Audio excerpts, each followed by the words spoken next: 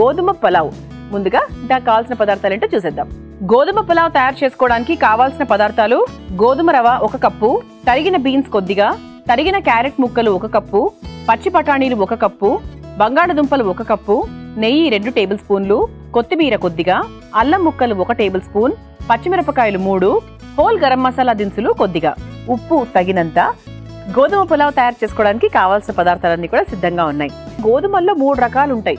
ఒకటి చాలా సన్నగా ఉంటుంది, ఒకటి మీడియం సైజులో ఉంటుంది, ఇంకోటి కొంచెం మోటా, కొంచెం పెద్దగా ఉంటుంది అనమాట. అంటే అలా రాస్తారు అక్కడ. అయితే మనం ఇందులో ఏ గోధుమలు తీసుకుంటున్నాము, గోధుమ రవ్వ తీసుకుంటున్నాము అనేది ఇంపార్టెంట్. నేనేమో మీడియం తీసుకున్నానండి, మధ్య రకంగా ఉండేది తీసుకున్నాను. కొంతమంది కొంచెం లావుగా ఉండేది తీసుకుంటారు. సో ఏది తీసుకున్నా కూడా ఫలితం మాత్రం అదే. ఫలితాలు ఏంటి అంటారా? గోధుమ రవ్వతో ఎన్ని ఫలితాలు ఉన్నాయో తెలుసా? అంటే మనము మామూలుగా వైట్ రైస్ తిన్నామనుకోండి, అది వెంటనే మనకు తిన్న నిమిషానికే షుగర్ లాగా కన్వర్ట్ అయిపోయి బాడీలో ఇంకా స్టార్ట్ అయిపోతూ ఉంటుంది. గ్లూకోజ్ లెవెల్స్ అనేవి స్టార్ట్ అయిపోతాయి కాబట్టి వెంటనే మనకు శక్తిని ఇస్తుంది అనమాట మనకి వైట్ రైస్ అనేది. గోధుమ రవ్వ ఏంటి అంటే మనకు తొందరగా ఫుడ్ షుగర్ లాగా కన్వర్ట్ అయ్యేట్టుగా చెయ్యదు, తొందరగా అసలు కన్వర్ట్ అవ్వదు కాబట్టి గ్లూకోజ్ లెవెల్స్ అనేవి ఎప్పుడు కంట్రోల్లోనే ఉంటాయి. అలాగే ఎక్కువసేపటి వరకు ఆకలి అవ్వదు కాబట్టి బరువు తగ్గడానికి చాలా బాగా ఉపయోగపడుతూ ఉంటుంది.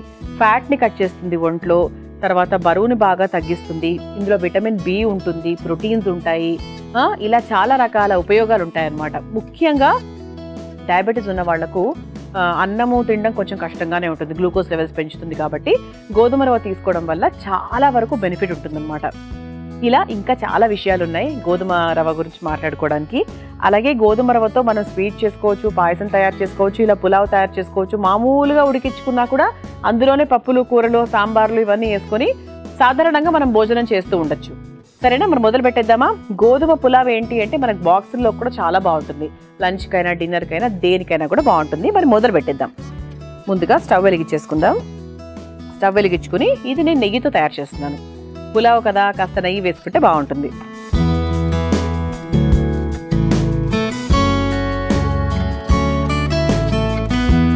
ఒక 2 స్పూన్ల నెయ్యి వేసుకున్నాను. అలాగే మనకు జీర్ణక్రియ కూడా గోధుమ రవ్వ చాలా బాగా పనిచేస్తుంది. ఎందుకంటే ఫైబర్ ఎక్కువగా ఉంటుంది కదా. ఫైబర్ ఎప్పుడైతే ఎక్కువగా ఉందో అంటే పీచు పదార్థం ఎప్పుడైతే మన ఆహార పదార్థాల్లో ఎక్కువగా ఉందో అప్పుడు డైజెషన్ ఆటోమేటిక్గా చాలా బాగుంటుంది అనమాట. అంటే చక్కగా అంటే కాన్స్టిపేషన్ ప్రాబ్లమ్స్ రాకపోవడము ఇట్లాంటివి ఏమి ఉండవు, చాలా ఫాస్ట్గా డైజెషన్ అయిపోతుంది.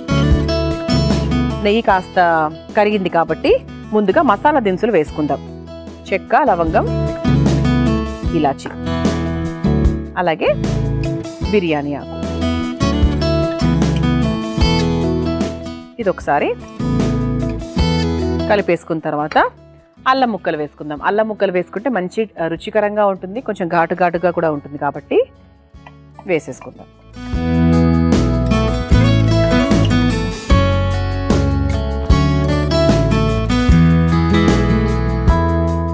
అది కొంచెం ఫ్రై అయింది కదా.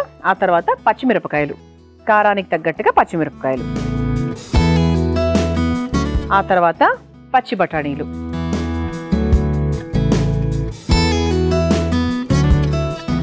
ఆ తర్వాత కూరగాయల్లో ఇక మన ఇష్టం వచ్చిన కూరగాయలు తీసుకోవచ్చు. కానీ పులావ్లో సాధారణంగా మనం ఏం తీసుకుంటాము? క్యారెట్, అలాగే బంగాళదుంపలు, అలాగే బీన్స్. సాధారణంగా మనం ఇవే తీసుకుంటాం కాబట్టి క్యాబేజ్ తీసుకోవచ్చు. క్యాబేజ్ తర్వాత క్యాప్సికమ్ ఇవన్నీ కూడా వేసుకోవచ్చు. కూరగాయ ముక్కలు త్వరగా మగ్గాలంటే కాస్త ఉప్పు వేసుకుందాం. ఇందులో కావాలంటే మీరు కాస్త పసుపు వేసుకోవచ్చు. మీరు మామూలుగా ఇంట్లో తయారు చేసుకునేటప్పుడు ఇందులో కావాల్సిన మసాలాలు ఉంటాయి కదా, అల్లం వెల్లుల్లి పేస్ట్ కానివ్వండి, ఉల్లిపాయ ముక్కలు కానివ్వండి, ఇవన్నీ కూడా వేసేసుకోవచ్చు. మన అమృతంలో సాత్వికంగా చూపిస్తాం కాబట్టి అవన్నీ ఏం వేయలేదు. ఇది ఒకసారి మగ్గాలండి. ఒక 5 నిమిషాల పాటు దీన్ని వదిలేస్తే ఏంటంటే ఇది చక్కగా మగ్గుతుంది. ఇది ఒక 2 నిమిషాలు మగ్గితే మనం ఆ తర్వాత గోధుమ రవ్వను వేసేసుకోవచ్చు. అయితే గోధుమ రవ్వతో సాధారణంగా అంటే నేను దాదాపుగా 4 ఏళ్ల నుంచి గోధుమ రవ్వనే తీసుకుంటాను. అంటే ఎక్కడ కూడా మనకు ఈ పొట్టకి ఇబ్బంది కానివ్వండి అలాంటిది ఏమీ జరగదు.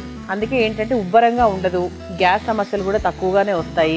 కొంతమందికి ఏంటంటే వైట్ రైస్ తింటే చాలా ఉబ్బరంగా ఉంటుంది, అంటే ఏదో హెవీగా ఉండడము అలా ఉంటుంది, త్వరగా అరిగిపోవచ్చు.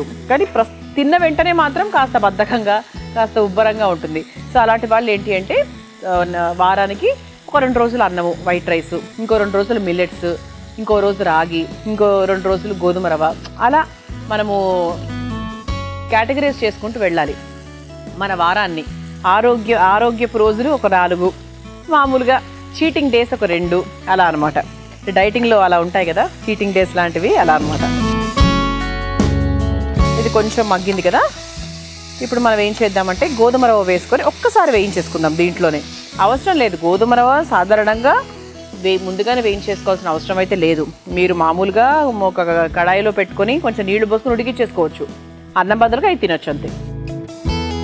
ఇందులో 1 కప్పు గోధుమ రవ్వ, ఒక్కసారి నీళ్లు పోసే ముందు అలా కొంచెం వేయించేసుకుందాం.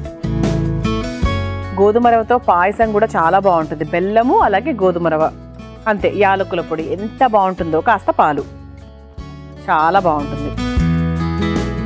చూసారా, ఇది కొంచెం ఒక్కసారి అలా వేయించేసుకుంటే ఏంటంటే కొంచెం ఆ చిరు పచ్చివాసన ఏమైనా ఉంటే కూడా పోతుంది అంతే. ఆ తర్వాత నీళ్లు పోసుకుంటాం.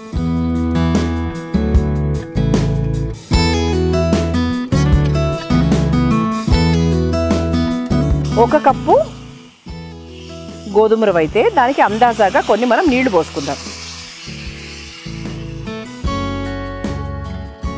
కాకపోతే మనం సాధారణంగా చేసుకునే పులావ్ బాస్మతి రైస్తో అది చేసుకుంటూ ఉంటాం కదా, అది ఖచ్చితంగా పొడి పొడిగానే వస్తుంది కూడా అన్నం కాబట్టి. గోధుమ రవ్వను అంత పొడి పొడిగా డెఫినెట్గా మీరు ఎక్స్పెక్ట్ చేయలేరు. అయితే ఇది మరీ ముద్దగా రాకుండా కాస్త పొడి పొడిగా రావాలి అంటే ఇది ఇలా నీళ్లు పోసినప్పుడే మనం కాస్త నూనె లేదంటే నెయ్యో వేసుకోవాలి. సాధారణంగా నూనె వేసుకోవాలి. అయితే ఇందులో చివరిగా కొంచెం నెయ్యి పైనుంచి ఇలా వేసేసుకొని రుచి కోసము, ఆ తర్వాత కొత్తిమీర వేసేసుకొని స్టవ్ ఆఫ్ చేసేసుకోవచ్చు. ఇది మనకు చక్కగా బాక్సుల్లో పెట్టుకున్నా కూడా చాలా బాగుంటుందండి. అల్పాహారంగా తీసుకోవచ్చు, డిన్నర్ లాగా తీసుకోవచ్చు. గోధుమ రవ్వకున్న స్పెషాలిటీ ఏంటి అంటే అది ఏ టైంలో అయినా కూడా హాయిగా తీసుకోవచ్చు. ఇప్పుడు దీన్ని మనం ఒక సర్వింగ్ ప్లేట్లోకి తీసేస్తాం. ఇక్కడ కొంచెం పొడి పొడిగా వచ్చింది. నేను నీళ్లు పోసినప్పుడే మరిగేటప్పుడే కాస్త నెయ్యి వేశాను కాబట్టి కొంచెం పొడి పొడిగా వచ్చింది, మరీ ముద్దలాగా రాలేదు. పులావ్ కదా, మరీ ముద్దగా ఉంటే కూడా మనకి బాగా అనిపించదు. ఇది పెద్దవాళ్లకు పిల్లలకు అందరికీ కూడా బాగుంటుంది. ఆ తర్వాత చివరిగా కాస్త కొత్తిమీర వేసేసుకుందాము. కావాల్సింటే ఇంకొంచెం పైన నుంచి కాస్త నెయ్యి వేసేసుకోవచ్చు. ఇలా వేడివేడిగా రుచికరమైన గోధుమ పులావ్ రెడీ అయిపోయిందండి. మీరు తయారు చేసుకోవాలనుకుంటే కావాల్సిన పదార్థాలు తయారు చేసుకునే విధానం మరొకసారి చూసేయండి. గోధుమ పులావ్ తయారు చేసుకోవడానికి కావాల్సిన పదార్థాలు: గోధుమ రవ్వ 1 కప్పు, తరిగిన బీన్స్ కొద్దిగా, తరిగిన క్యారెట్ ముక్కలు 1 కప్పు, పచ్చి బఠానీలు 1 కప్పు, బంగాళదుంపలు 1 కప్పు, నెయ్యి 2 టేబుల్ స్పూన్లు, కొత్తిమీర కొద్దిగా, అల్లం ముక్కలు 1 టేబుల్ స్పూన్, పచ్చిమిరపకాయలు 3, హోల్ గరం మసాలా దినుసులు కొద్దిగా, ఉప్పు తగినంత. గోధుమ పులావ్ తయారు చేసుకునే విధానం: ముందుగా స్టవ్ వెలిగించి పాన్ లో నెయ్యి వేసి కరిగిన తర్వాత అందులో మసాలా దినుసులు, బిర్యానీ ఆకు, అల్లం ముక్కలు, పచ్చిమిర్చి, పచ్చి బఠానీలు, క్యారెట్ ముక్కలు, బంగాళదుంప ముక్కలు, బీన్స్ వేసి కొంచెం ఉప్పు కూడా వేసి మగ్గించుకోవాలి. తర్వాత అందులో గోధుమ రవ్వ వేసి అది కాస్త వేగిన తర్వాత నీళ్లు, కొంచెం నెయ్యి వేసి కలిపి మగ్గించుకోవాలి.